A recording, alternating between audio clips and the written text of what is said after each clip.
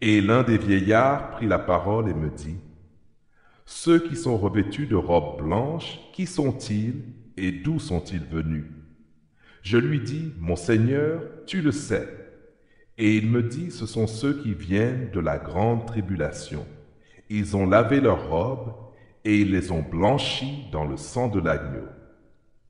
Apocalypse 7, versets 13 et 14. Nous donnons pour titre au message la question cruciale, le sacrifice rédempteur, la purification divine. Frères et sœurs bien-aimés, que se passe-t-il lorsque l'âme humaine se trouve face à l'éternité? Que devient notre cœur quand résonne la question la plus cruciale de l'existence? Es-tu lavé dans le sang de l'agneau? Cette interrogation traverse les siècles comme un cri déchirant, une supplication divine qui perce les ténèbres de notre condition mortelle. Dans l'Apocalypse 7, les versets 13 et 14, nous lisons « Et l'un des vieillards prit la parole et me dit, ceux qui sont revêtus de robes blanches, qui sont-ils et d'où sont-ils venus? Je lui dis, mon Seigneur, tu le sais. Et il me dit, ce sont ceux qui viennent de la grande tribulation. Ils ont lavé leurs robes et ils les ont blanchies dans le sang de l'agneau. Combien d'âmes errent aujourd'hui dans l'obscurité, ignorant cette vérité salvatrice? Combien de cœurs battent sans connaître la paix du pardon divin? Cette nuit spirituelle qui enveloppe l'humanité n'est-elle pas le reflet tragique de notre éloignement du sacrifice rédempteur? Victor Hugo écrivait « Il n'y a qu'une chose plus terrible que les souffrances de l'âme qui cherche Dieu, c'est les souffrances de l'âme qu'il a trouvée et qu'il a perdue. » Bien-aimés en Jésus-Christ, examinons d'abord cette réalité bouleversante qui transforme notre condition spirituelle. Le sang purificateur, révélation de sa grâce infinie. Oui, le sang purificateur révèle sa grâce infinie. Le sang de l'agneau n'est pas qu'un symbole poétique, c'est la réalité la plus concrète de notre salut. Dans la première épître de Jean, le chapitre 1, le verset 7, nous lisons « Mais si nous marchons dans la lumière, comme il est lui-même dans la lumière, nous sommes mutuellement en communion. Et le sang de Jésus son Fils nous purifie de tout péché. » Ce sang précieux accomplit ce que nulle œuvre humaine ne saurait réaliser. Il efface la culpabilité, brise les chaînes du péché et restaure notre relation avec le Père.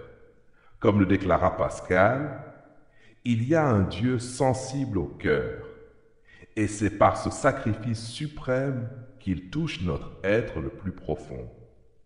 Frères et sœurs en Jésus-Christ, contemplons maintenant cette transformation miraculeuse qui nous revêt de pureté divine. La robe blanche, témoignage de sa justice parfaite. Oui, la robe blanche témoigne de sa justice parfaite. Cette robe blanche dont parle l'Écriture représente la justice du Christ imputée à notre compte. En Ésaïe 61, le verset 10, on y lit « Je me réjouirai en l'Éternel, mon âme sera ravie d'allégresse en mon Dieu. Car il m'a revêtu des vêtements du salut, il m'a couvert du manteau de la délivrance. » Notre propre justice n'est que comme un vêtement souillé, selon les termes du prophète. Mais Christ nous offre sa propre perfection. Cette métamorphose spirituelle dépasse toute compréhension humaine. Comme l'affirmait Corneille, il est beau de mourir pour ce qu'on aime, mais combien plus glorieux est-il de vivre pour celui qui est mort pour nous. Bien-aimés du Seigneur, considérons enfin cette grâce extraordinaire offerte même au dernier moment de l'histoire. Les convertis tardifs, démonstration de sa miséricorde infinie. Oui, les convertis tardifs, démontre sa miséricorde infinie. Après l'enlèvement de l'Église, nombreux seront ceux qui, dans les tourments de la grande tribulation, reconnaîtront enfin Jésus comme leur Sauveur. En Apocalypse 7, le verset 14, nous lisons à nouveau, « Ce sont ceux qui viennent de la grande tribulation, ils ont lavé leurs robes et ils les ont blanchies dans le sang de l'agneau. » Ces âmes, témoins des jugements divins, comprendront enfin la vérité qu'elles avaient rejetée. Leur foi, née dans les souffrances ultimes, n'en sera pas moins précieuse aux yeux de Dieu. Comme l'affirmait Bossuet, Dieu se sert de tout, même de nos fautes. Combien plus utilisera-t-il ces épreuves pour ouvrir les cœurs les plus endurcis? Leur conversion tragique mais glorieuse témoignera que la miséricorde divine s'étend même aux heures les plus sombres de l'humanité. Frères et sœurs bien-aimés, la question demeure, es-tu lavé dans le sang de l'agneau?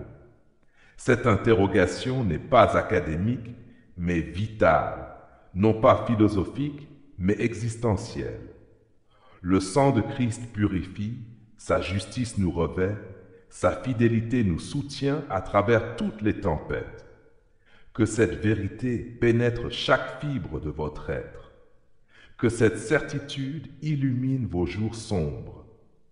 Car en lui, nous trouvons non seulement le pardon, mais la transformation, non seulement la paix, mais la gloire éternelle.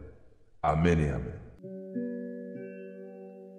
Sais-tu que seul Jésus-Christ purifie? Es-tu lavé dans le sang de l'agneau?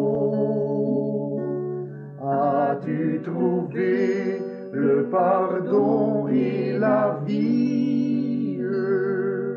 Es-tu lavé dans le sang de l'agneau? Dans son amour, il te sauve et fait grâce. Es-tu lavé dans le sang de l'agneau? À Golgotha, il expire à ta place. Es-tu lavé dans le sang de l'agneau? Est-il ton roi, ton unique espérance? Es-tu lavé dans le sang de l'agneau? Vas-tu sans peur paraître en sa présence? Es-tu lavé dans le sang de l'agneau?